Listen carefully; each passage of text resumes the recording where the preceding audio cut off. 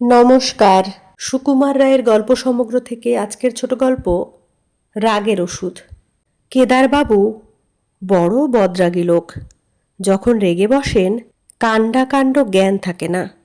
একদিন মুখখানা বিষণ্ণ করে বসে আছেন। এমন সময় আমাদের মাস্টারবাবু এসে বললেন, কি হে কেদারকেষ্ট, মুখখানা হারি কেন? কেদারবাবু বললেন, আর মশাই বলবেন না, আমার সেই রূপো বাঁধানো হুকোটা ভেঙে 7 টুকরো হয়ে গেল। মুখ হাড়ির মতো হবে না তো কি বদনার মতো হবে? মাস্টার মশাই বললেন, বলো কি হে, এ তো কাচের বাসন নয়, কি মাটির পুতুল নয়, অমনি খামোখা ভেঙে গেল, এর মানে কি?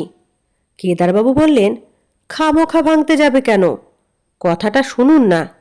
হলো কি, কাল রাত্রে আমার ভালো ঘুম হয়নি। সকালবেলা